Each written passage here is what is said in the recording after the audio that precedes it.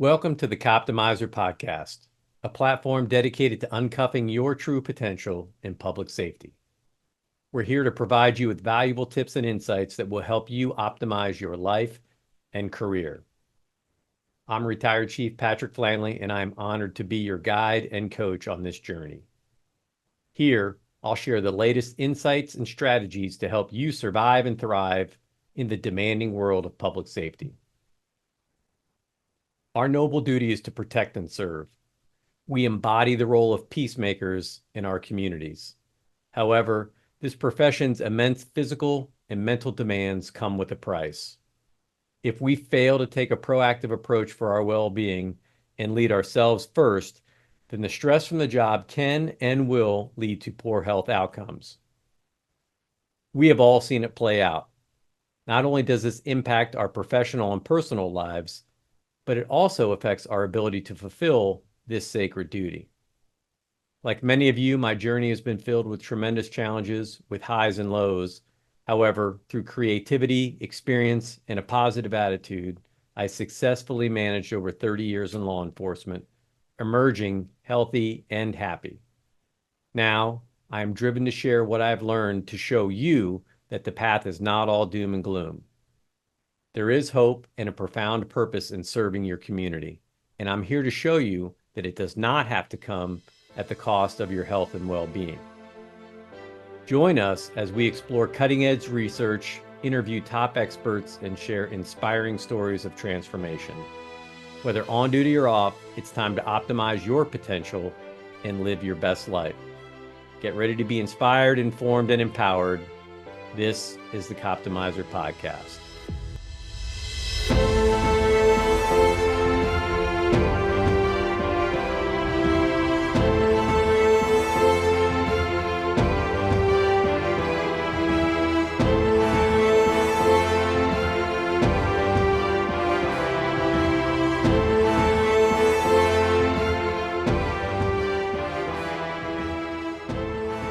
Greetings all, welcome back to another episode of the Coptimizer Podcast. As usual, I've got another phenomenal guest today. We've got a fellow law enforcement brother from Indiana who's doing some amazing stuff in the wellness space. I don't just say fitness because it's not just fitness that he deals in. And this has been a long time coming. Anthony Shefferly, appreciate you being here. How about a quick introduction for the audience? Yeah, man. Thanks for having me. I appreciate it. It's always fun to do these, especially when it's somebody that's like a little bit more local. We got a little bit more to kind of jive about. Yeah. But yeah, to kind of give you a little background on me, just past my 18th year in law enforcement. Over that time, did a couple years undercover narcotics. I've done a lot of time on, street operations, street patrol, uniform patrol, whatever you want to call it. Did 5 or 6 years in our gang and violent crime task force as a uniform detective, and spent a short stint helping out with our academy, and been an FTO on and off for 18 years. And I like to say that I've done just about everything the job could ask at least once. So yeah, outside of that, I've owned and operated a CrossFit gym from 2012 until about 2021. Then I sold that, and then run currently Heroic Industries, which is an online training platform, kind of getting back to my roots of why I started, and opened my CrossFit gym to begin with. And it was to train, law enforcement specifically, but first responders and tactical based athletes, and like how to optimize strength conditioning, all the good stuff for the job.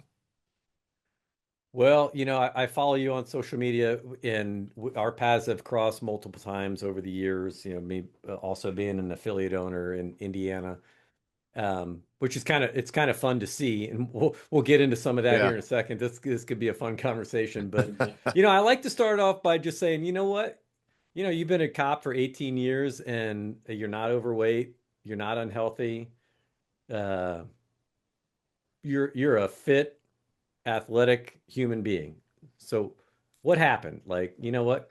Policing is you are among the 20% in the policing population. And I say that in jest, but also that's a big part of what motivates me to do the work that I do now with our metabolic health program and stuff that we do with Saga Health. Those are a few other things, but cops are a sick bunch. Um, it's unfortunate. There's a lot of reasons for that. Some that are within our control, some that are not in our control, but everything is within our capability to impact one way or another. But tell me a little bit about that. Um, like how did you get into fitness? Has this always been an interest of yours? And how have you stayed healthy as a cop for 20 years?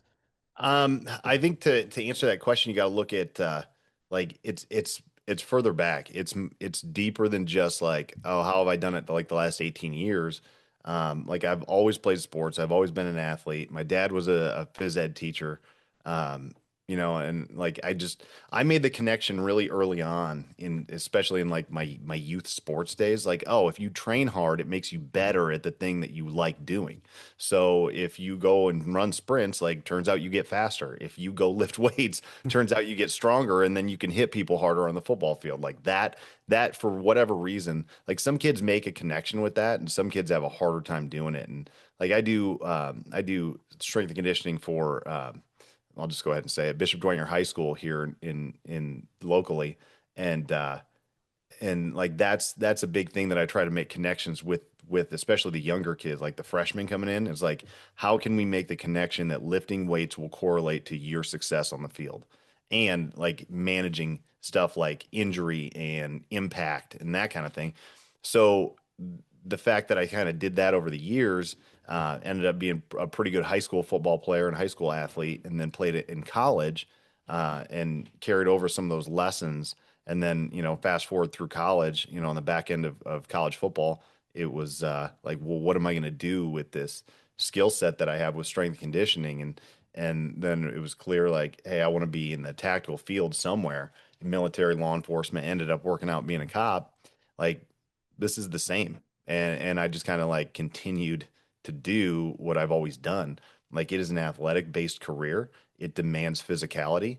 And like if you want to be an accountant, like there's no fit test to be an accountant. If you want to be a teacher, there's no firearms qualification that you need to do in order to pass that. Like there's no physical standards for other professions. There are for this. And because of that, it's a much more athletic based profession, or should be viewed as such. And Yeah. yeah, and that's always kind of carried me through. And then, you go through seasons of your career where it's like it's easy when you're new. Like when you're, 25, I just graduated college. I was 2 years out from playing college football. Like that's easy. You know what I mean? Like you just keep doing what you're doing. You keep banging the weights, you keep, like kicking ass and taking names, and nothing really changes. Now, you get into your, later 30s, you get 10, 15, 20 years on, like all of a sudden things start changing and you have to be able to adapt. And it's like, well, how do you still be an athlete and how do you still train and develop like throughout your career? Whereas if you were like even a pro athlete, like you probably would have retired by now. Like I know I would have. So, Well, so there's it's not too many people that play football for 20 years. That's for damn exactly. sure. But yeah, but like we need to continue to develop, and that changes the game a lot. Like how do we train as professional athletes that really are beyond our prime, you know? So there's a lot to it's like a constant puzzle you have to put together. And just when you feel like you've got a good vision of it and you're about to put the last piece in, somebody comes and is like, oh hey, there's a whole nother side of this thing. And you're like, oh my God, dude, I gotta start over, So yeah. Well, it's fitness, you have to pass a fitness test. It's not a difficult one. You know, they just changed our standard here in Indiana, but for, most of your career and all of my career, the standard was the Cooper standards, which is an endurance test where you run a mile and a half, you do a 300-yard sprint, a vertical leap, some push-ups, some sit-ups. Um, Maybe I'm missing something, but I think and it's not a difficult standard. We're talking 25 push-ups in a minute, 30 sit-ups in a minute. I think the 300-meter sprint, I think you have to do that in less than 72 seconds. And then Yeah. the mile and a half run was something like 17 or 18 minutes. Yeah, it's 17 and change. And I think exceed the standard, I think is 72 seconds on the sprint, but to just get through it, it's like 80, or it was something ridiculous. Like you could power walk it and be fine. Both of those standards are good. Yeah. You can't get certified unless you pass that exit exam at the academy. And less than 2% of police departments in the US have any type of continuing job qualification fitness standard, Yeah. meaning if you don't pass a fitness test annually, you're subject to termination. We like to make fun of firemen a lot, in the policing profession, but they've got a Yes. lot of things figured out that we don't. Firemen actually have more rigorous standards than cops do, and then Yeah. but cops are the ones that are always driving by, you know, making fun of the firemen out playing, football in the front yard of the firehouse or washing their trucks. Well, that's reasonable. Those guys deserve it. Like they're the worst people on the planet. But no, I mean you're absolutely right. Like from the fire department side, the FD side, the even this is across the country, including locally.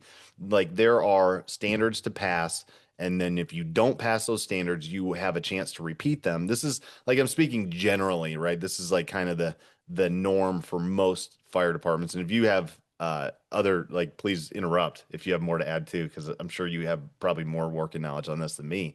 But like it, you fail, they give you another chance to do it. You fail again, like it wasn't a fluke, you failed it twice, then you're pulled, and they put you on to basically a training program where instead of working the firehouse, you're working out to get back in the firehouse. And then they give you another chance to pass it and X amount of whatever. And then if you pass it, you're back in. And that to me is like that's not just more than reasonable. That's awesome because we are holding you to a standard, and then if you fail the standard, we're helping you get back to the standard because we want you to be at the top of your game and we want you to be with everybody else. And that to me is like, I don't understand why we can't develop something like that. Like that's mind Well, mind blowing to me. yeah, the case law is there. The case law supports it. You can have a job qualifying standard and test, and if people don't pass it, you can terminate them. That's not the issue. The issue is we just don't have the will in the profession to hold people to that standard. And it's a little bit puzzling to me. Uh, Obviously, coming from a strong fitness background, I've always had strong beliefs that physical fitness should be required. And honestly, in this profession, if you need someone telling you that you should work out because you might be, it might help save your own life, then maybe you're just not in the right profession to begin with. Or maybe you have to take a step back, maybe even do a little bit of a mental assessment on why is it that I have found myself in a place where I can no longer meet a standard that at one point I could. And at one point I was willing to sacrifice to make that standard. So what changed? You you like the first couple of years on the job, right? Everyone like, I can't believe I'm getting paid to do this, man. This is like the best thing on the planet. And Yeah. you know, you didn't complain about having to pass a fitness standard at the academy. Like there was no like, oh man, this is all BS. Why do I have to do this? I mean, everybody instinctively understands the why behind it. You got to run fast sometimes. Sometimes you got to run distance. Sometimes you got to climb obstacles. Many times you have to fight people, and it's the last decade, and I just had a really interesting conversation about this not long ago when we were talking about body worn cameras, and I'm like, body worn cameras didn't change the profession as much as people probably think. What I like to say is the body cameras just exposed the profession, uh, and it shows you the reality behind what's happening. It's not, carefully curated content on cops or some of those, so quote, the quote, reality cop shows. Those give you a little bit of a taste for sure, but Yeah, the body cam footage is just, yeah, it tells us who we really are. You can go out and say what you want, but that shows us who we really are. And I think as a profession, we got a lot of work to do in this area, and that's why again, when I see people like the work that you're doing, it encourages me. I feel good. I feel positive about the future. My negative cop brain doesn't suck me down into the sewer, and I like to think all is good with the world, at least for a little bit. There's glimmers, that's for sure. So as somebody, and again, as someone who's been dedicated to fitness, um, what do you? What's a good way to ask this question? Like I'll just say, I'll just frame it from my own experiences. People we look at others through certain prisms, right? Through our own biases and our own beliefs. And, being a younger officer on a department, obviously, yeah, I was into fitness and I was into nutrition. I was a bit preachy about it. If I could go back and change a few things, I probably wouldn't be as Yeah. evangelical as I was in my younger days. But some people just viewed that inside the profession like really negatively. Like they just didn't like that reminder. And I'm curious, have you experienced that? Like there's just that a percentage of the people that you work with or that you've been exposed to that just, that like, no, that fitness stuff, I could take it or leave it. Yeah, but what you got to remember is that like, you know, anytime you're presented with something and it really evokes, especially when it's something that's clearly good for you, you know what I mean? It's like I don't know, like working out, lifting weights, right? Let's just stay with that. And it's like if that makes you so uncomfortable, where it's like, listen, we're not talking about like a specific religion. We're talking about like I'm not telling you like your kind of music is bad. Like you should listen to only heavy metal music, which you should, but like but like I'm not saying that. I'm saying generally speaking, like resistance training is healthy for you. Like that is a true statement.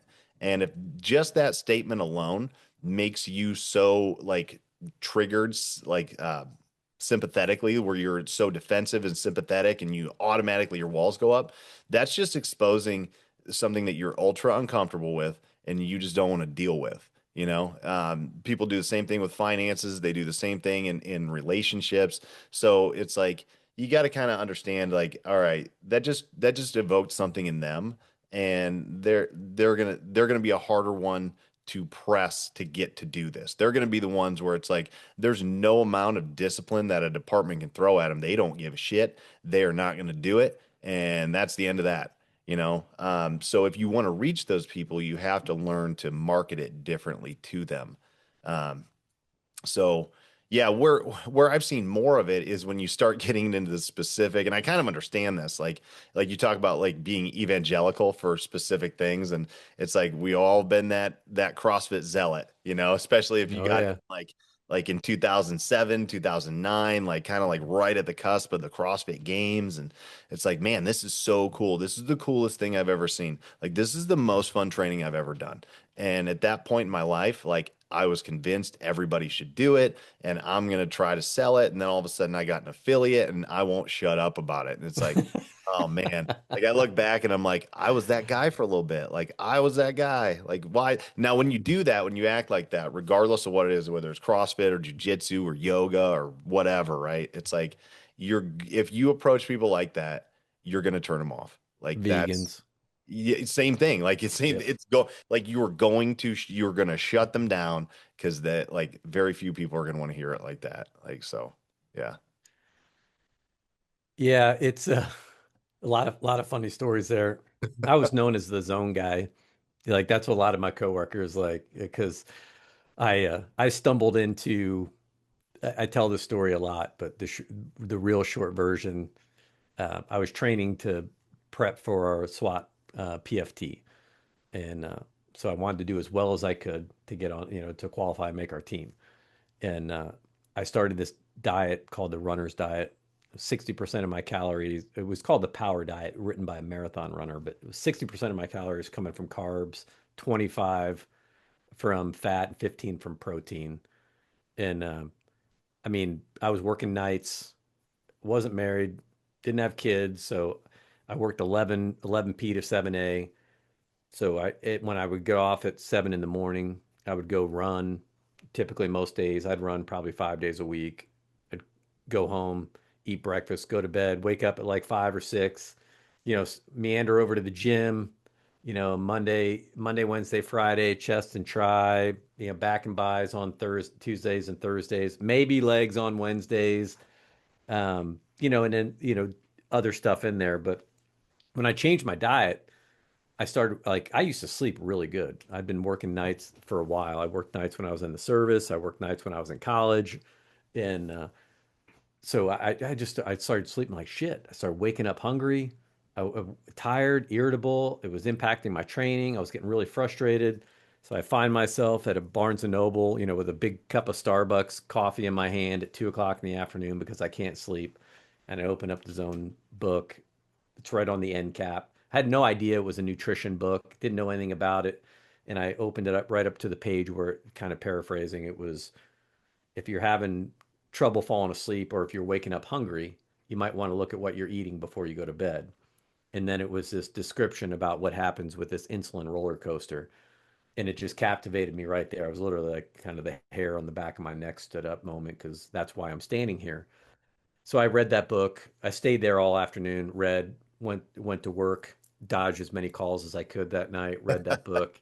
And by the time I, got off in the morning, I stopped at the grocery store a block from my house, bought some eggs and some lunch meat and vegetables, made a big omelet, went home, ate an omelet, and then had the best sleep of that I'd had in a long time. And so then I just followed that program, Zone Blocks, and this was in the late 90s.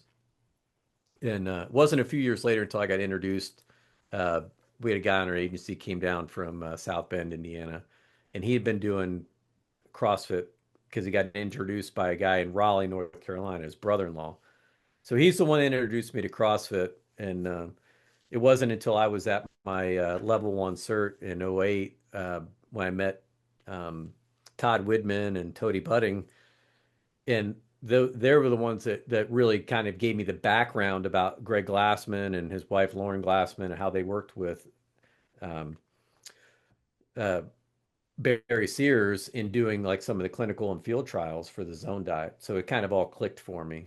But it's a Mm. long way to say, like, yeah, it had such a huge impact on my performance that and how well I felt, how like I was just like, oh my God, you got to read this book. And I overdid it. Like, there's no doubt. Like, if I could go back, I would be like, and again, and years of training people in a CrossFit gym too also tempered me a little bit. Kind of taught me to learn how to meet people where they really are and kind of try to find what they need. Like the one thing that's going to get them to stick in the moment. And so you made it. I mean, I think you make some great points in.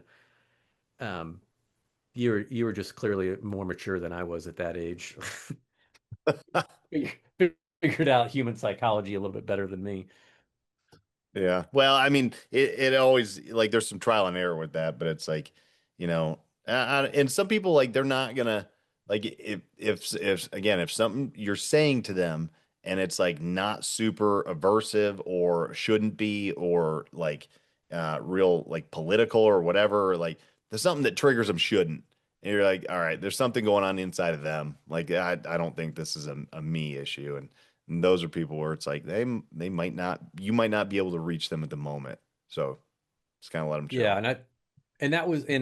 that was ultimately the epiphany for me was I would like at the right time, I got the right piece of information. I had the willingness to explore it. I was open to it, and I tested it.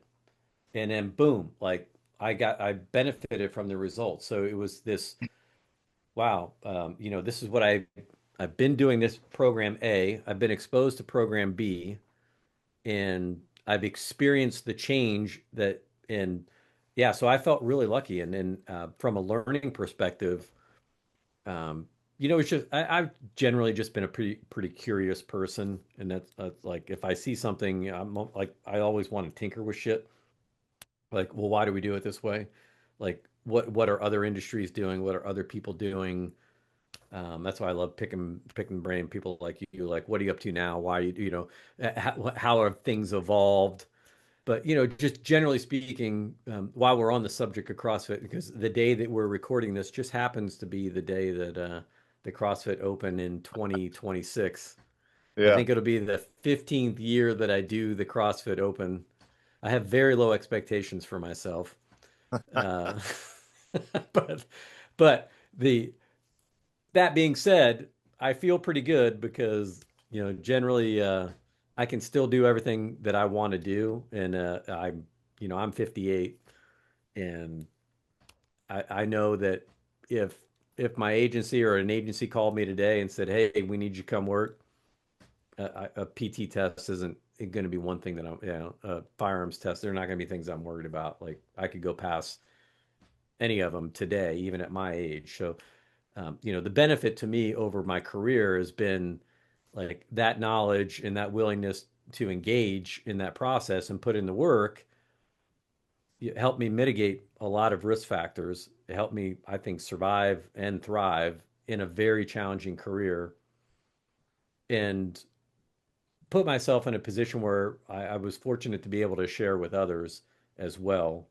Um, but CrossFit, yeah. So you sold your gym post COVID. COVID was a tough time on gyms, period. But Dude, it was brutal. It was absolutely brutal. So yeah, that I owned my gym from 2012 to 2021, and like COVID. Man, I had that thing up to, I want to say like 225 members. It got way bigger than I thought it was ever going to. I started out in like a tiny little warehouse, and then all of a sudden we were like, man, we're at 150 people. I need a bigger space, moved to a bigger space, filled the bigger space. And I was like, dude, I'll be able to just ride this out and have this gym and retire at 20 and walk right into this as a full-time thing. That would be awesome. And then COVID, and dude, that just destroyed the membership. Like I lost half my members even afterwards. So I fought through and then maintained everything. And then after I figured there would be like a new like New Year's rush, and there wasn't. I don't know if it was just my gym or my marketing, but like I didn't see it. I thought like people were going to be chomping at the bit to get back, and it was only the hardcore people that were.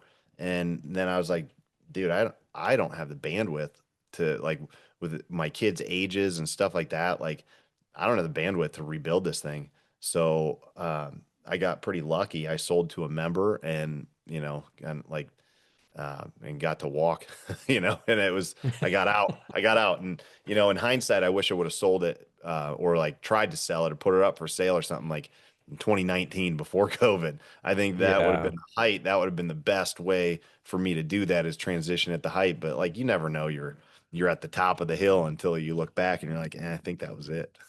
So, but it worked out. It all worked out fine, and so. I mean, um, there's a lot of reasons why I think CrossFit kind of tanked, and a lot of it was just they tanked themselves. Well, Some I of think some I some of think the Greg internal, I think yeah, Greg lost his mind. I think Greg's kind of an interesting character. He's kind of a megalomaniac in a lot of ways, from what I've heard.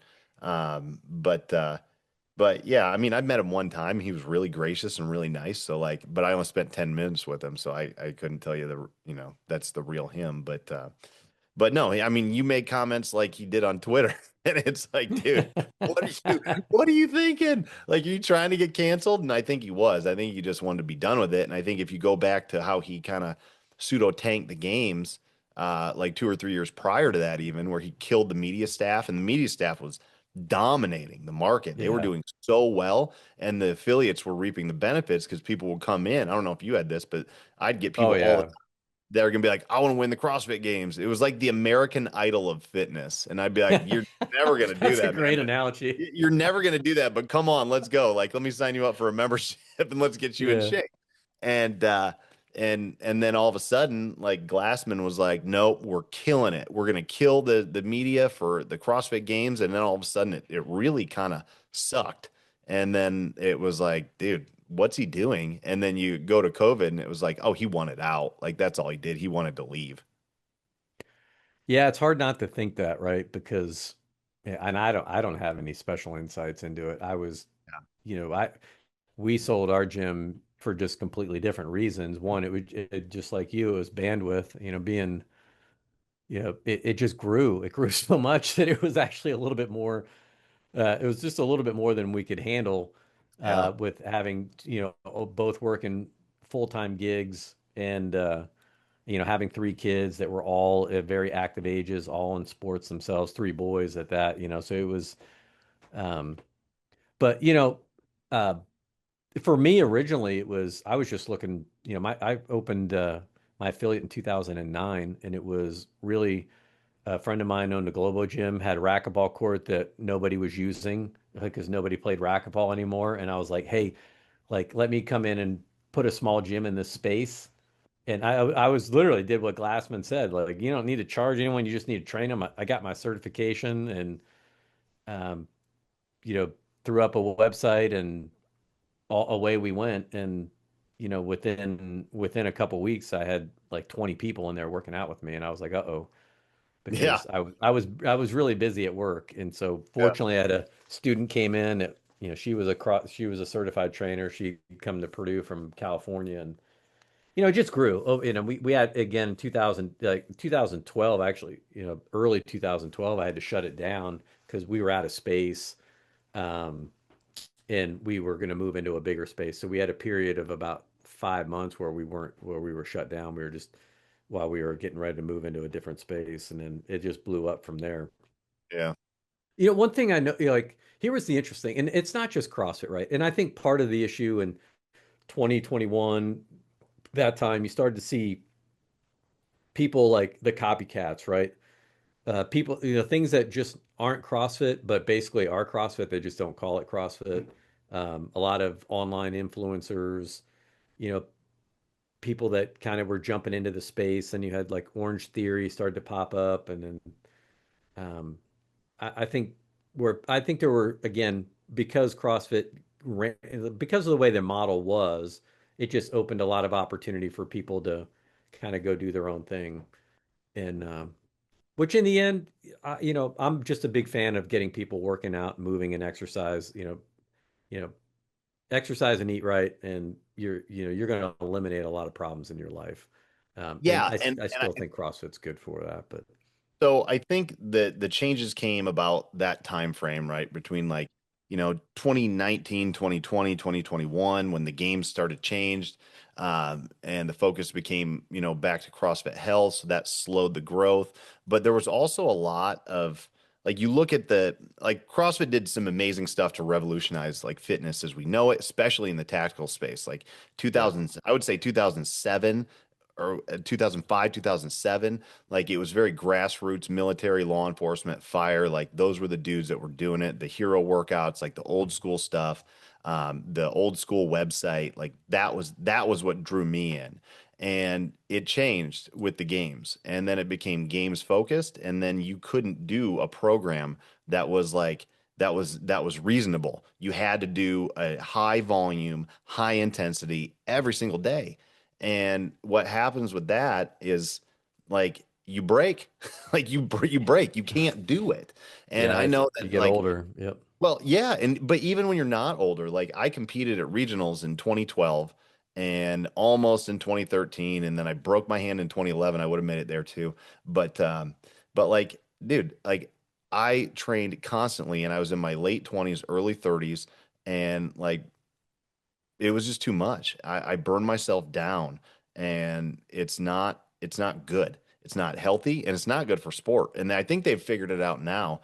But like you looked at like Marcus Philly, and you look at Thunderbro, you look at Dave Lipson, and it's like some of those guys, they went back to some bodybuilding style things. Why did they do it? Well, because you can't burn it down with intensity every single day. You can't do another Metcon of a 10-minute AMRAP where you're gonna throw up afterwards. Like you're just going to be broken. And if you compound that with the fact that if you do work in the tactical space, like you're a cop, military, like whatever, like stress on top of stress on top of stress, like you can only tap that well so many times. and Yep. something's going to go wrong. It's going to be, for me, it's joints. Like my joints burned up. Like I've had 2 hip replacements and like neck issues and all kinds of stuff. And I attribute all of that to CrossFit, but some of it for sure. And it was just inappropriate to apply a sport context of that type of intensity with that linear of a patterning, right? Everything is straightforward, everything is up and down, nothing's really side to side. Like that's a game, that's a sport that's not meant for health, and it's not meant for training cops. Like it's not. You can do it. You can do a style of that, but like if you're training a game style competition based like training plan, that is for a sport, and you have to understand what you're getting into. So I don't know. I think people kind of realize like, oh, like people are breaking. Like my members are only staying for 6 to 12 months, and then because you get the before, right? They come in out of shape, the after where they get in really good shape, and then about like, my experience has been anywhere from like 9 to 18 months. Like people are putting weight back on, they're leveling back out, or they're getting hurt. And it's like those are some serious downsides to CrossFit, and you have to be able to modulate the intensity and give people like different stimulus. Like maybe we don't do 12 metcons a week. Maybe we do two, you know, and Yep. and then we do some bodybuilding stuff, or we do some focus on some aerobic stuff, or we focus on some gymnastics things. And like, by and large, like I don't know, man. I think that those big time names going to back to some different things, I think opened up the door for people to be like, yeah, this is cool for some things, but like I don't know, man. It's not the be all end all, that I thought it was. It'd be interesting to see because it's hard it really is kind of hard to think about it now. Like it's 20 years we have about 20 years worth of data now on like the games. I think like was it 2007 at the ranch, I think was when they Oh did the yeah. first one. But now Yeah. looking at like look at someone like Jason Khalipa, right, who still looks great, still is in great shape, but he certainly changed his Yeah. philosophy on Yeah. He doesn't do on CrossFit. Not the same right, way, you not know? the same way, Yeah. yeah. And yeah, Dave Lipson, God, he looks amazing. That dude is he's Yeah. I I still talk to Dave every once in a while. He's solid. He's getting better with his programming and with his like all his methodologies and stuff. Like the Thunderbro stuff it still is. It's really fun. Like it's really and fun. it's just got I mean it's the best name ever. Come on, like Right. like is there really a better name for a program? Uh we need to get him like get him on like casted for 300 or a movie like that because yeah and it meant and honestly that's actually they'll back the old Mark Twight days, which was one of the things that helped kick off the whole CrossFit phenomenon was the whole 300 workout. And Yeah. I mean that was a big part of the early days, from a from a and honestly that one of the reasons why I opened it because my officer who was just whipped my ass on our SWAT PT test. I mean, he just crushed me, and I was like, "What the hell?" Like, man, I've never had anyone beat me like that on our because we would test biannually for our SWAT team, and so I trained my ass off for like 6 months. I'm like, he's not going to embarrass me like that again. And then 6 months later, guess what? He beat me worse. I was like, holy shit. So he worked on my shift. I was a shift sergeant, so I like one day I like grabbed him in a parking lot. I'm like, all right, man. I'm like, what are you doing? Like you're clearly training in some way, like, and he's kind of a laid back dude, and he's like, yeah, man. He's like, I've been doing this thing called CrossFit. His brother-in-law was a fireman down in Raleigh, like I mentioned earlier, and so he said he just started doing it, and he's like, for him, this is kind of where I want to go with this conversation, but for him, he was like, he's like, I've been doing it for a while and I felt pretty good. And he had been a Marine and was, a guy that been in good shape forever anyway. He said he got into a car chase one night and not a long car chase, but suspect bailed, got into a foot pursuit, ran like 4 blocks. Dude tries to kick in a door at a house. Uh, to get away from him. So he snatches him up on this porch. He says they get into a scuffle on the front porch of his house, and he gets him handcuffed in like 30 seconds. And he stands up and radios to other units to make sure that they knew where he was, because any cop listening, right? They know the foot pursuit voice. Just wanted to make sure people knew where he was. And then he said he had this moment where he's kind of standing there and he's like, I'm not, he's like, I feel pretty good. He's like, I could have gone a few more minutes with this guy. He's like, I could have run a lot farther. He's like, and he literally while he's standing there on top of this guy, he's like, I think this CrossFit stuff, I think there's something to it. I think I like this. And he tells me that story. And so when I open up my laptop in my car and I'm like, okay, CrossFit.com. And that was the first time I was exposed to that seminal document, like what is Yeah. CrossFit? And then one of the first things that I see in there is, well, CrossFit uses the zone diet methodology, and I'm the zone guy, right? Oh yeah, yeah. So I was like, I was in like right away. I'm like, holy shit. Like, They suck you in and with zone blocks. They got you.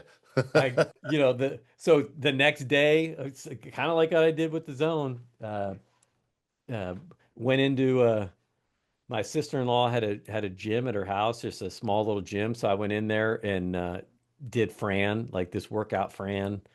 Had just an old, like the old school steel bar that had the spinning things on the end, Oh, yeah, yeah. the plate locks, and threw a couple of 25-pound metal plates on there, and one of those old, those freestanding pull-up stands.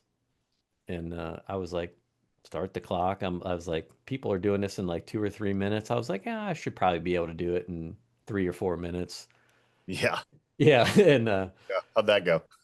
yeah. Well, I think I finished. I did finish, but it took me like 12 minutes, and because I was laying on the floor for about 5 minutes, and it was only my pride that made me get up and finish, because I was like, how are people doing this in 2 minutes?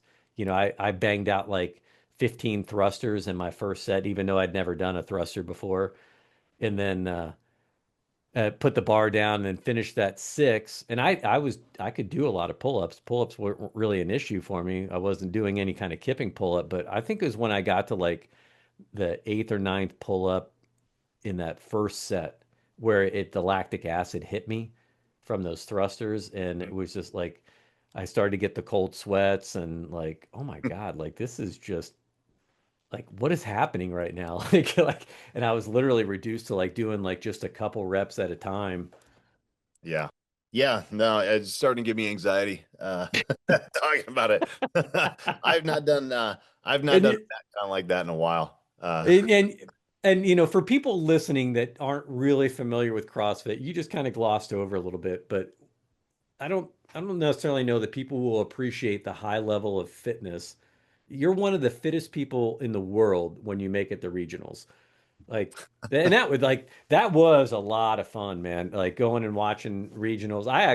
I've never been to the games. I've only gone to regionals. Like that was just always my favorite thing to go watch, because it's people are leaving it all out there. But that's kudos to you for getting to that level. I would say my greatest achievement in the Masters division was qualifying for the World Police and Fire Games in CrossFit, and I was 104th in the world in my age group. I think that's the highest I've ever been. Yeah. Um, and I feel pretty satisfied with that. Yeah. The amount of, I'm never going to be number one. I know that. well, anytime you're qualifying for stuff within the context of CrossFit, it really means that you're like you're well-rounded in the aspect of like energy systems. You can go short, medium, and long, like movements, weightlifting, gymnastics, like that kind of stuff. Like you're well-rounded with that. That those to me are the implements, strongman stuff, adaptability. Those to me are like huge benefits when you start getting to the point where you're qualifying for events. Then like that's something to hang your hat on it. And like the further I get away from like CrossFit 2012, 2013, like man, like it feels like a lifetime ago. But yeah, that was pretty cool. I ended up going in 52nd out of 60, and and then finishing 16th, I think. And they took 5 to the games that year from Central East. So that was pretty cool that I was able to hang with those guys and see some of the, compete with the celebrities and like beat one or two of them. Like I always gave Nick your anchor shit when I would beat him in an event because I would always beat him in one event, not the rest of them. He'd kick my ass, but I would always steal points from him, and I'd be like, "Hey, remember when I beat you in that dumbbell snatch workout?" And like, I know I'm not going to the games, but I can still hang once in a while. But yeah, man, it's the only Another Indiana boy for those listening. yep, yep. But yeah, he did okay for himself. But Oh yeah. but yeah, man, those days were fun. And you talk about like the most fun days were the OG days, like you're saying, like spinning bars with metal plates and doing stuff like you're not supposed to do that with those. Like there were no bumper plates. There, and that's what I was saying. Like Yep. CrossFit revolutionized the fitness space, especially for the tactical population, because like before 2012, I would say like bumper plates were not a thing. Like it was a pain in the ass to find them. Rogue Fitness didn't exist until like 2010, something like Yep. that. And it was like, where do we even get these things at? Like, how do we find Olympic weights? Like, the only place that I even knew to go was back to my college weight room. And it was like, even those were shitty. Like, those were terrible. And, uh, and yeah, I remember Yeah, and, doing, and not designed for like single repetition style lifts, not like repetitive yeah, CrossFit right, style lifts.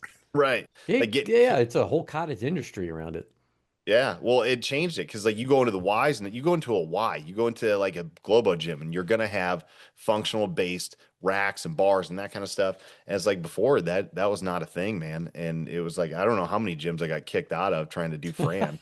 It's like, hey man, like Yeah. you're gonna knock our cable crossover. This is a real story. Like I did Fran with a metal bar and metal plates in front of a cable crossover machine that was super janky. And I'm trying to like learn how to kip on a cable crossover machine, and the thing's like rocking back and Whole forth. thing's shaking. Yeah. And they went up to me afterwards and they were like, you can't do that here ever again. And they were like, actually, like, don't even come back.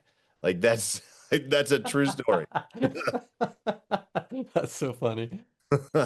I found I had to do a lot of research and I found this place down in Kentucky is a rubber factory about 25 miles north of it's on the Kentucky side about 25 miles north of Louisville, right off I-64. I searched and searched and they made solid rubber bumper plates. And so that was when I first opened. I drove down there and bought them. And then yeah, there's some funny stories about I've actually saved some of that stuff that I made. Like I have a Spalding Yeah. basketball, like one of those tricolored basketballs First that wall ball.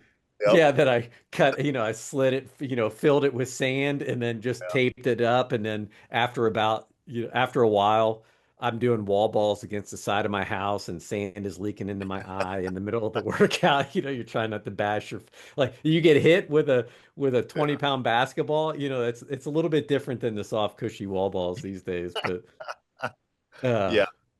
yeah, that is fun stuff. But yeah, so with that in mind, right? Like you now like your gym, Heroic Industries, from what like and it was great. Like our early days, it was just like where could finding place to go train like this. And it was SWAT guys really with me at first, and then others kind of saw like, hey man, these guys like they're getting in really good shape, and there is a lot of crossover. I mean, I think the CrossFit as a methodology, yeah, if you don't go to extremes, generally speaking, like the GPP side of it, general physical preparedness, is really good for cops. It's a decent way to train, especially when someone else is doing the programming for you, and all you have to do is show up, go, do the workout, and not have to think too much. I mean, take that like maybe like through all this conversation now, like what from all your experience that you have, not only competing but in training,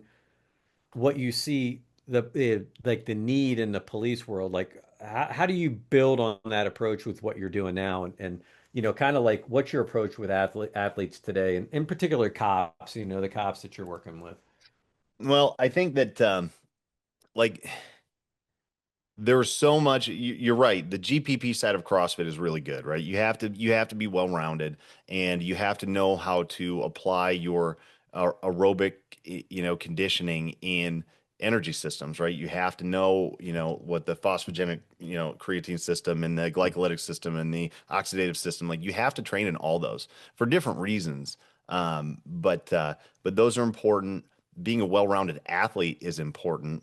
Where CrossFit, I think, falls short or overemphasizes certain things is like you need to be able to clean and you need to be able to snatch, but you don't need to be able to clean and snatch a barbell. Like that's not an absolute necessity. Like my elbows have so much arthritis in them that I couldn't clean a barbell if you paid me to do it. And it's like, okay, am I not going to be able to be fit and strong? Like, well, I can still clean sandbags, I can clean kettlebells, I can high pull, I can still snatch some stuff.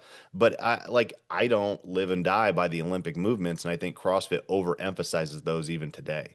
I think there's reasons for it, and I understand why. But when you're talking about tactical populations, athletics, field and court sport athletes, even like it's just too much. There's too much of it um, in in the program, and then also like you need to add some like agility. And there's not a whole lot of agility within CrossFit. Everything, because of the standardization, is straightforward, up and down. There's no left to right. There's no pro agility. There's nothing like that. And it's you have to add that in. So, I look at training as an athlete to be a little bit more like we did, like getting football players ready.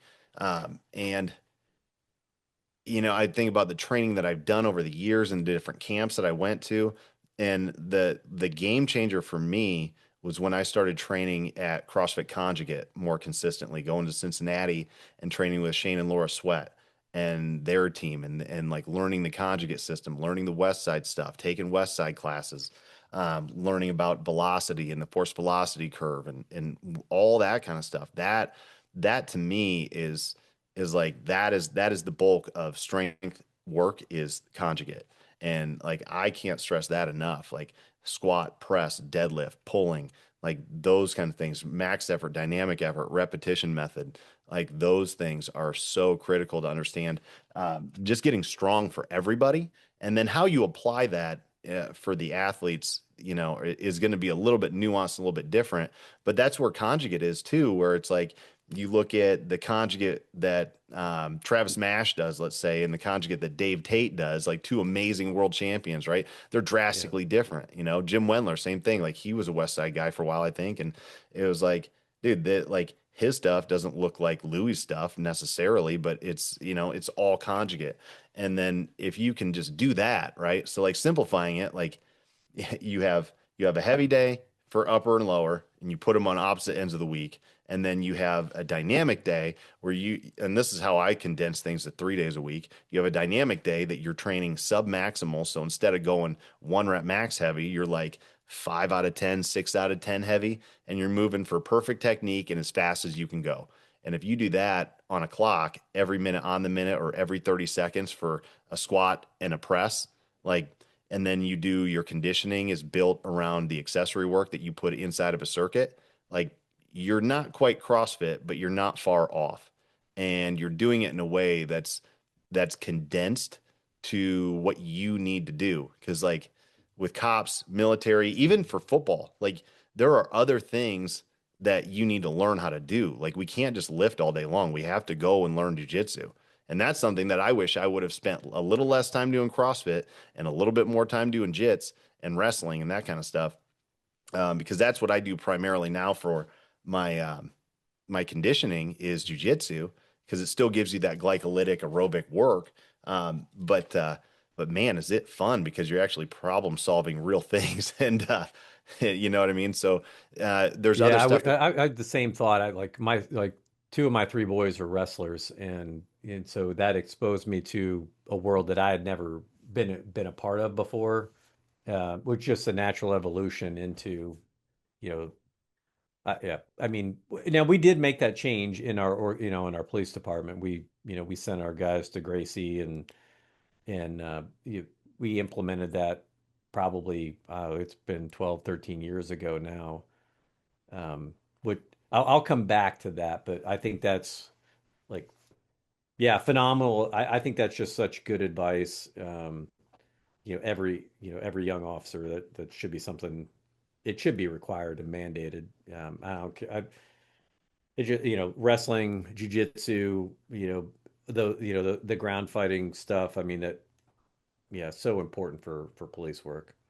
Yeah, I mean it's like a non-negotiable. And I've always been like an okay wrestler, so I never really like worried about it. But man, my grappling skills are so much better now that I'm like I got promoted to purple belt last summer, and it was like, oh yeah, I'm way better now.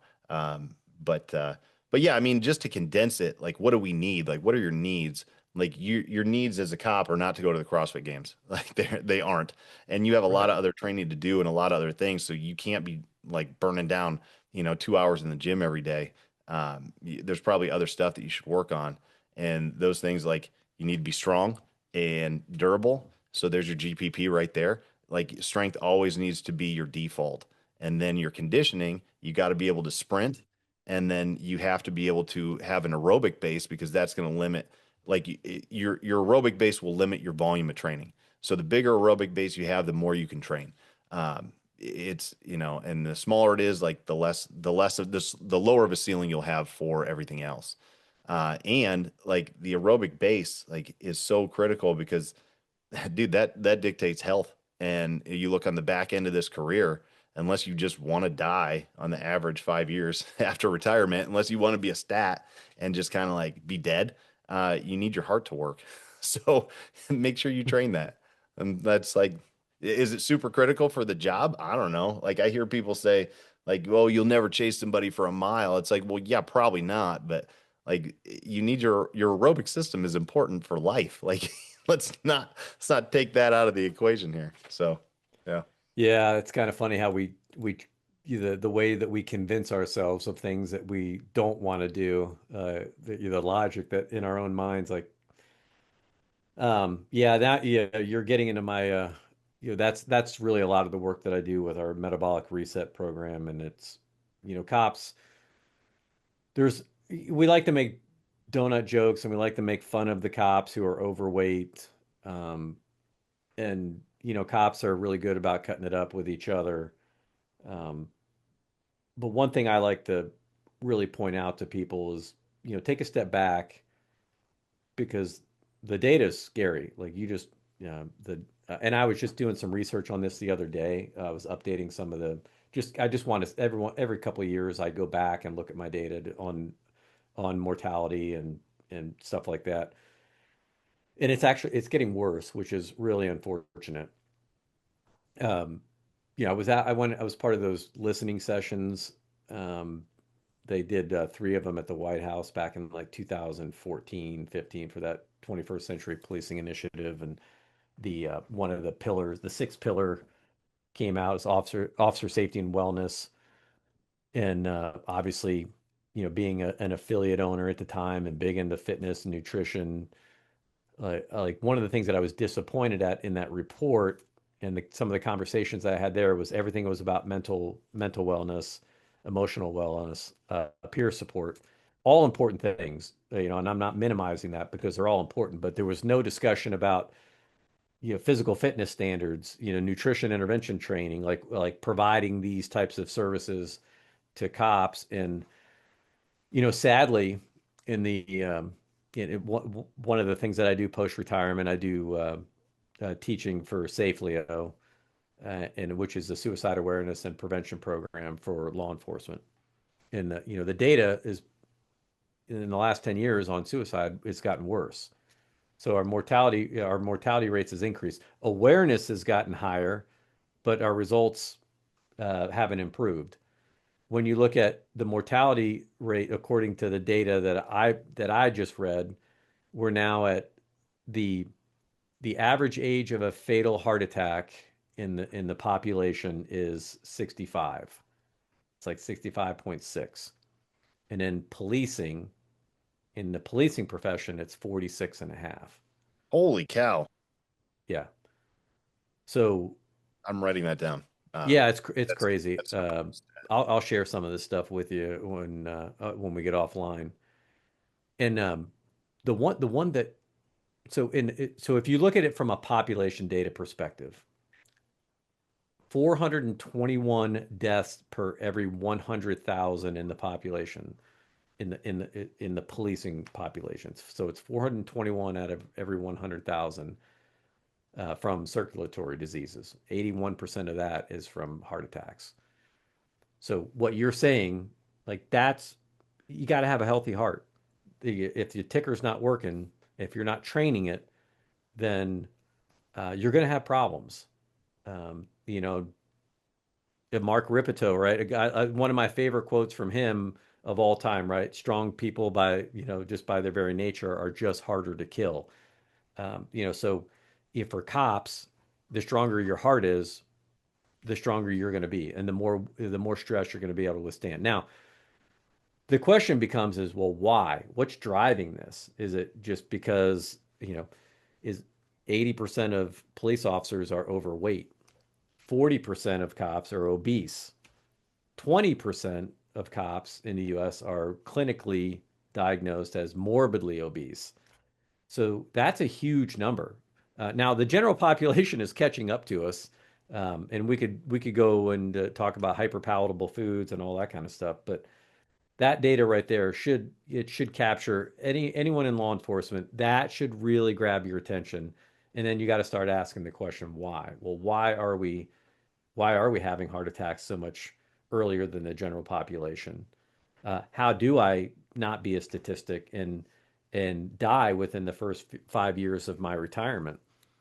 Because that's a statistic that we see, like up to 48% of retirees within 5 years will, have a significant medical diagnosis like that or a heart attack. Hmm. Um, Yeah, a lot of this stuff is available, thanks to people like John Violanti, from University of Buffalo, retired, police officer from New York. He's done a lot of this research. But two other points real quick, like the in 2010, so going back to that population, the 100,000, per 100,000, the cancer deaths in the policing population, it was 16 for every 100,000. And in 2020, it was 32. So the rates of cancer deaths doubled.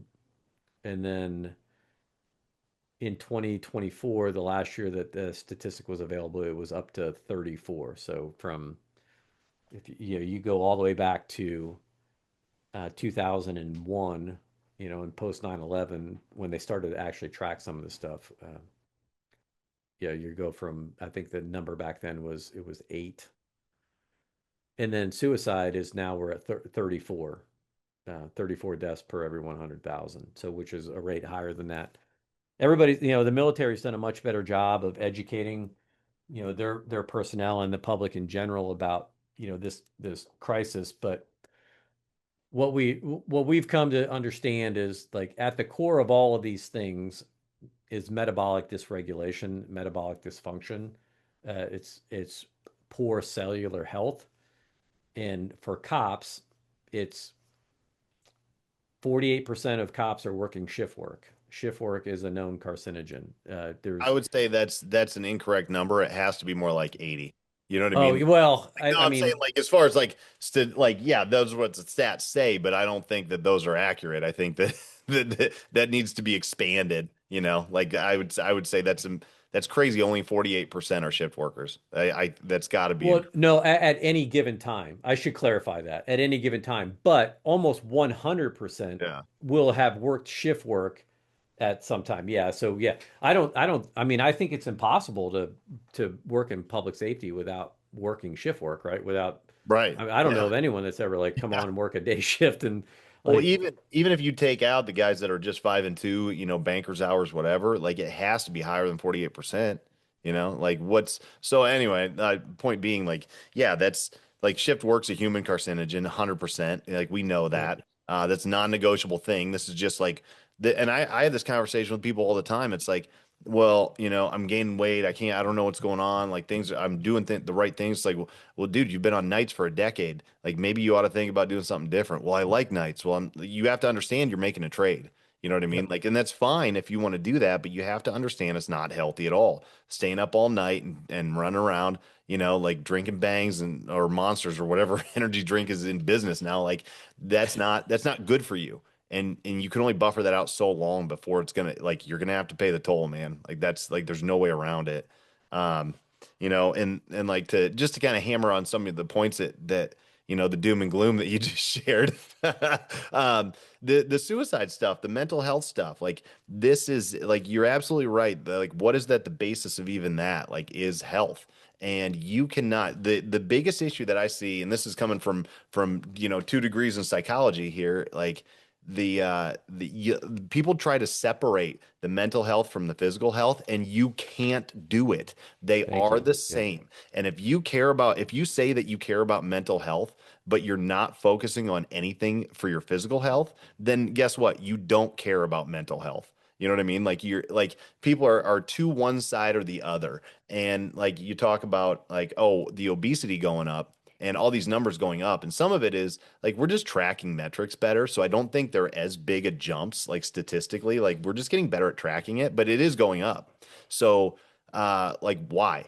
Okay, so we need to look at behaviorally what's going on because everybody knows that hyper palatable foods, fast foods, McDonald's, like what's available on night shift, junk, right? And everybody knows there's not one person. I refuse to believe this that there's one single person, one single cop in the whole entire country that thinks like, oh, I didn't know McDonald's every night was bad for me. Like everybody knows this. So it's not like we need to educate you that you shouldn't eat Doritos at 2 in the morning at the gas station. Like that's not a surprise here. So what's the real problem? The real problem is behaviorally, we've developed patterns and cycles that we've reinforced through our whole life. Just like you asked me, like, how did you maintain health? Well, I maintained it by starting in fifth grade. I was in the weight room with my dad. So that has a lot to do with it. So if you in fifth grade did not have a weight room with your dad, then and you learned to eat Doritos and drink Kool-Aid, then like, all right, so we have some patterns, some lifetime patterns that we need to like understand and we need to like reevaluate and like circumvent these cycles and these patterns and these behavioral patterns. That's why like I will die on the hill that it is more about the psychology and the mindset rather than your training methodology. If you want to do like like I kind of ripped on CrossFit for a little bit. If you want to do CrossFit, knock yourself out. If you want to do I don't care whatever boot camp is, go ahead and do it. If you want to do yoga, like knock yourself out. But it like what's the best program? It's the one that you're going to do. And Yep. what's the best nutritional plan? The one that you're going to follow. So if it's zone, if it's paleo, if it's vertical diet, I don't give a shit. You know what I mean? Like, let's just optimize this for you and what's going to work for your life. And it is entirely behavioral. Like we need to start looking at like the our mental processes, the cycles that we develop, and how to make ourselves like rewire a bunch of stuff. Because like if we don't do that, like no amount of education or forcing people to go work out is going to change shit long term. Like it's just not.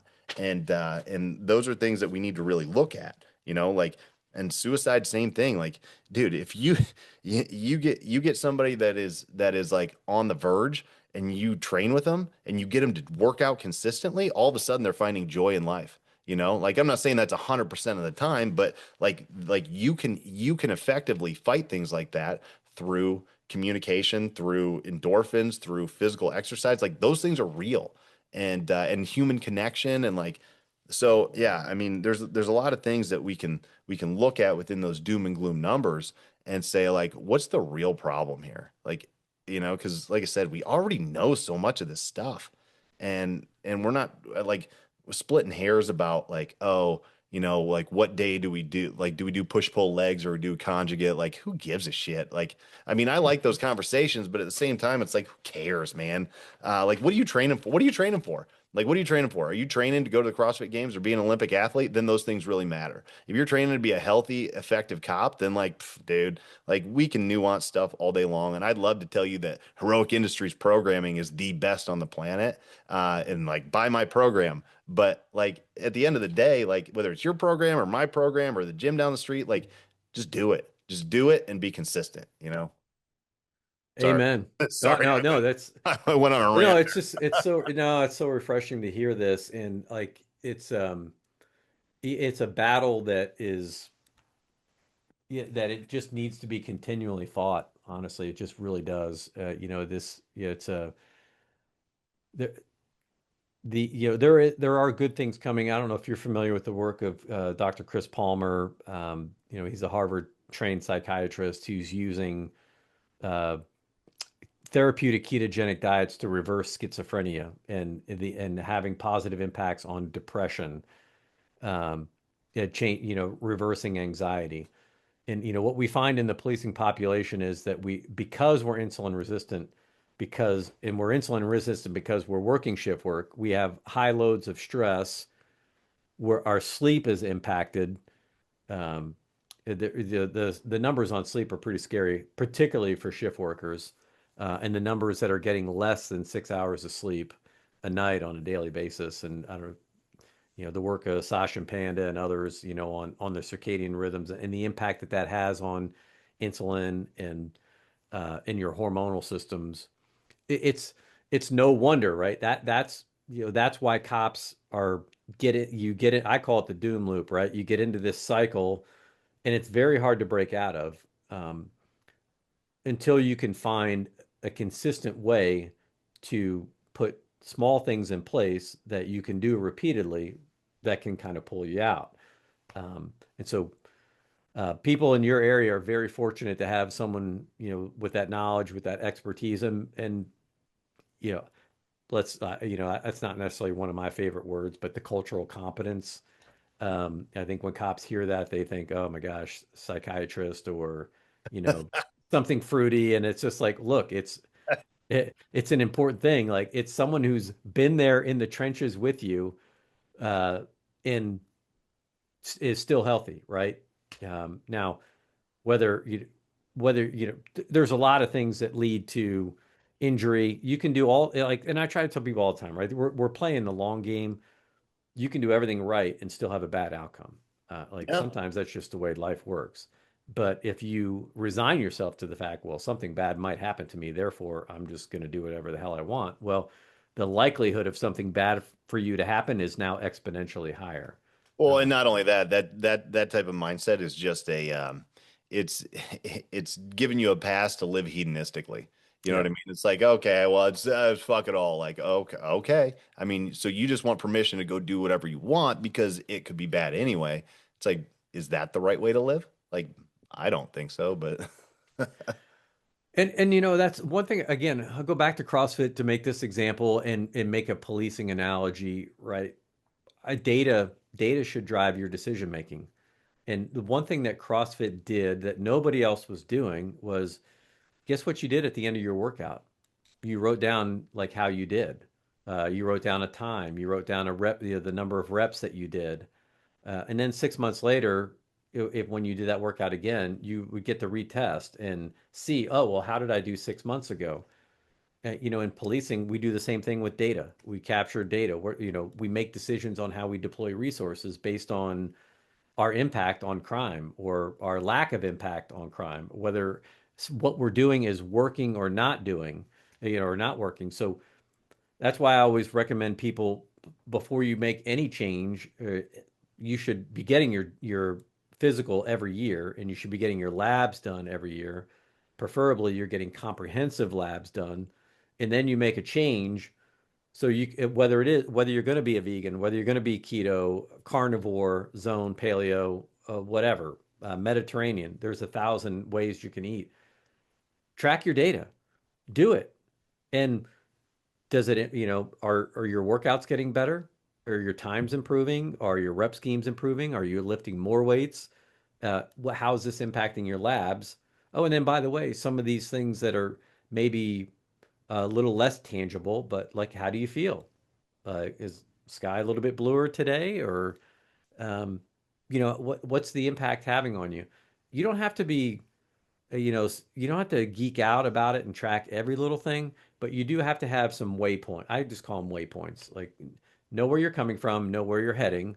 Um, otherwise you're just kind of jumping in the ocean in a sailboat with no rudder, Yeah. and you go wherever the wind takes you. And it might take you someplace fantastic. You might have great results just by luck, or you might wind up shipwrecked with a volleyball and all by yourself.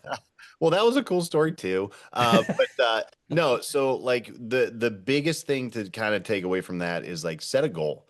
And but you have to understand what goal you're setting. So, a lot of times you talk about like, oh, you need to like CrossFit, like the data that you can get, you can find out how much horsepower your Fran produced. Like that's pretty cool if you Yeah. care about that. If that's your goal. If it's not your goal, you could give a shit less. And it's really, I don't care what horsepower is. I just want to do the workout because I want to lose 10 pounds of fat.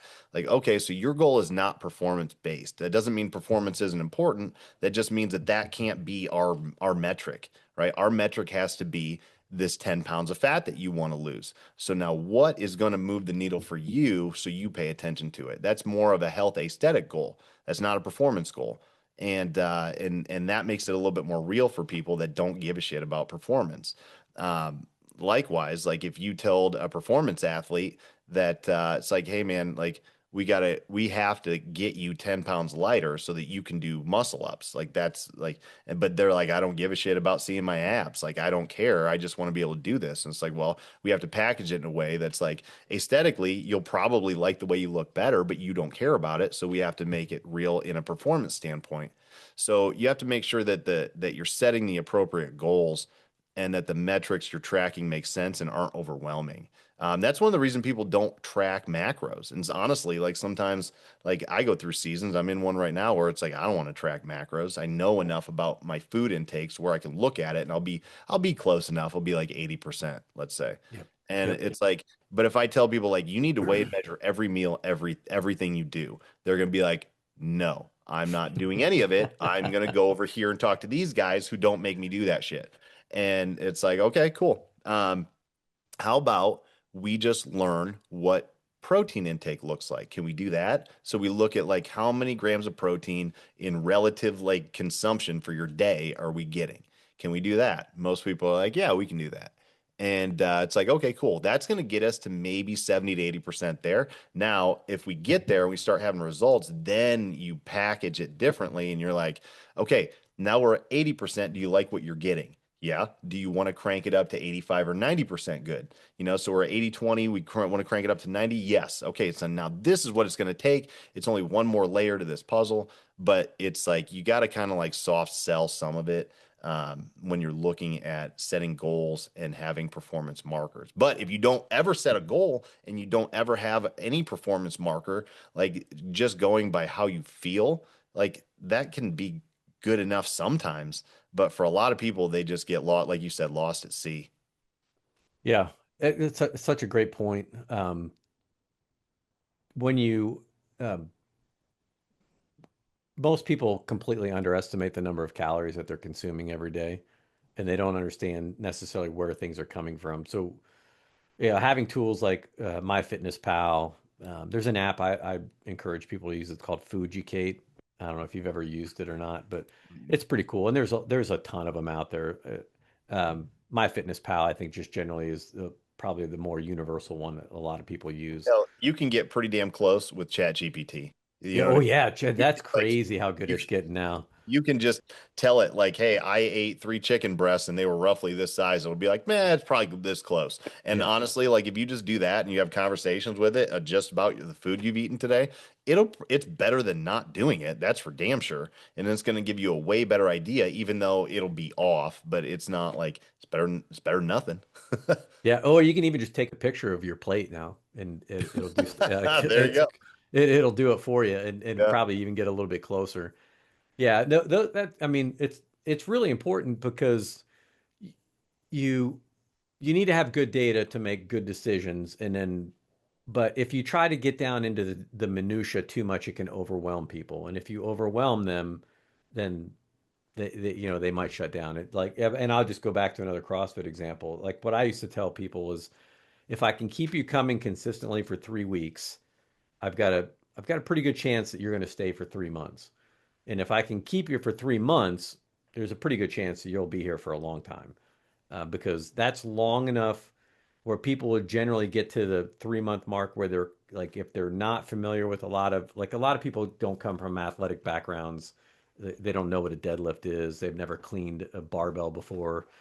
Um, so they're uncomfortable just kind of learning new movements and new things and just the culture of stuff like that. But it's just generally like that movement pattern. If you can just get them moving well for 3 months, then and they start to see some progress in their workouts, then they actually start to think, well, wow, I'm having pretty good progress here, but why am I not losing weight? I'm working really hard, but why am I not losing weight? And then you can kind of have that conversation. Well, tell me what a day looks like for you, and then like, well, tell me what a week looks like. And if you can learn to track your food for a couple weeks, weighing and measuring and doing all those things, well, in the process, what you're learning is you're learning these what these macro breakdowns are, like the calorie density of food, and you're learning how that impacts your not just your performance, but whether you gain weight or lose weight, depending on what your goal is.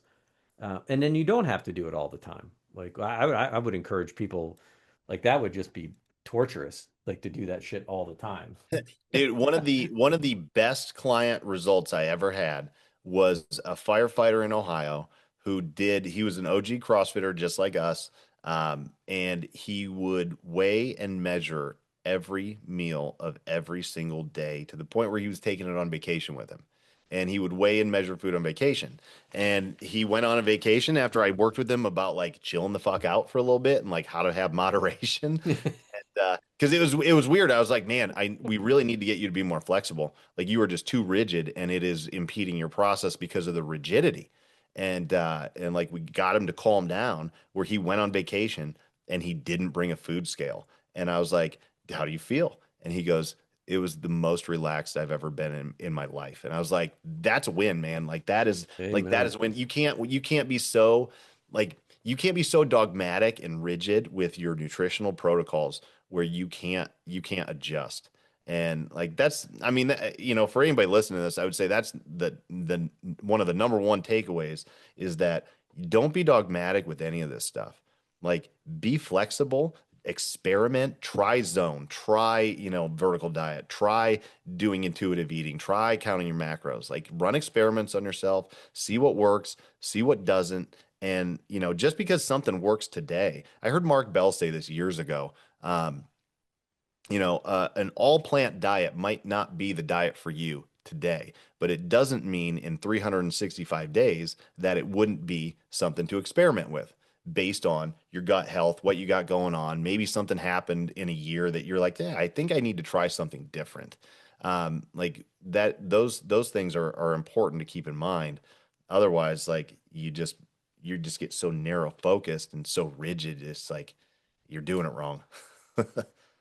Yeah, man, and I mean, you said something a few minutes ago, so important, right? Is have a goal. Like, what is your goal? And your goals become your anchor points. And when you're anchoring off of something that's important, um, you're more inclined to be disciplined about what your process is.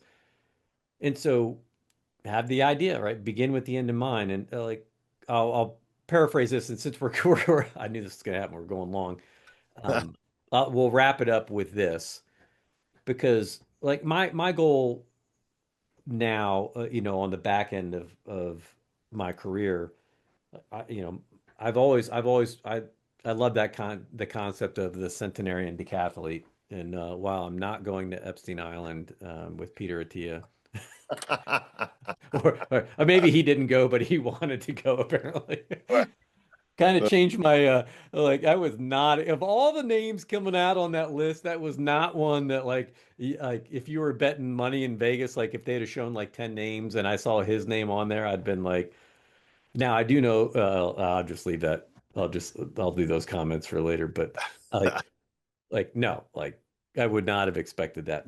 But the concept is sound, right? Like it's a path to longevity. How do you live a long, happy, healthy life so you can enjoy the things that you want to do in life? Like, what is it that you like to do, and how is it that you like having the physical and mental capacity to do those things? I mean, that's the way you get to express it.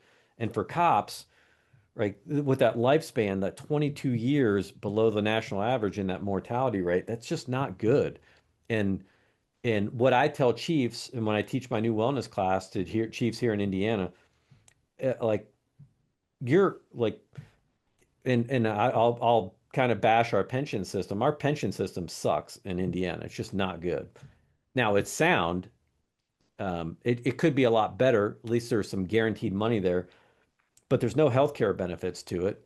And so you could spend 30 years in a profession that we know, like the physiological impact on our body is causing some significant health issues, and you're going to retire right around somewhere between the age of 50 and 60, most likely 55 and 60. Maybe, if you want to be able to go on and work and do other things, you need to be healthy enough to do it. If you're at an agency that you're fortunate enough to have healthcare benefits post retirement, well, then good for you, but you're way ahead of the most. So at a time when you're getting ready to leave the profession and you need those healthcare benefits the most, they're not there anymore, or you're paying out of pocket for those from your pension. So think about this investment in your health and well-being is not just, this isn't just the physical capacity to do things, it's also a financial investment in yourself. A health crisis is the number one cause of bankruptcy in the US. So if you wind up having a cardiac event or a significant issue post retirement, that can create a significant financial burden on you, which then is going to create significant mental and emotional burdens on you. So when you start your career, this is what I'm hoping for is like the future of policing is that we do these things that we educate people on not that you should work out, but here are some good ways to work out, and here's why you should do it. Here's some nutrition advice that generally that you should accept and follow. Here's sleep hygiene. Here's spiritual health and well-being. Here's mental focus and well-being. Let's teach our cops uh, mindfulness, meditation. Let's teach them financial wellness, like how to begin investing early. So as we progress through our careers, we're not just surviving them, right? We're actually optimizing and thriving through that career. So then when you get on the back end, you retire, you go do whatever you want. You're going to be healthy and happy and in a position where you can go explore and do new things. And, cops have a lot to offer the world. So that's kind of like that's my hope for the future about where we go and when I see people like you, I have hope for the future because I know the right influences are out there.